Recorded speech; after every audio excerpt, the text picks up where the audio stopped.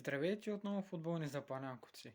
От вчерашните мачове само Мароко ни издъни, и то голяма издънка с тази ни вкарана дуспа. Просто сигурно много хора ги е издънила тази издънка на Мароко.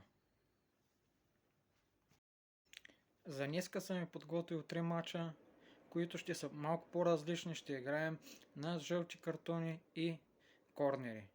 Ще започнем с първия между Депортиво Риеста, той е за купата на Аржентина. Тук според мен ще излязат над 5,5 общо жълти картона. Според мен в последните си 9 мача Депортиво Риеста над 4,5 картона, и тук според мен ще излязат даже над 5,5 картона общо в мача. Вторият двубой за днеска е от Купата на Гърция между Атромитос и Панатинаикос.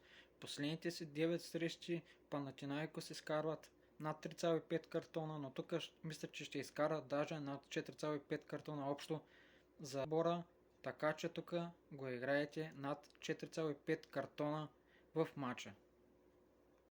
Третият матч за днеска е между Тотнъм и Брентфорд от Англия, Висша лига. Тук според мен ще излязат над 10,5 корнера в матча. Последните си 6 матча над 10,5, така че според мен този матч ще е над 10,5 корнера в матча. Ето го и общия коефициент, който е за третия матча. Според мен е много добър и който иска да го играе. Всичко хубаво, приятен ден и дано фишовите ви да излязат. Лек и успешен ден от мен за днеска.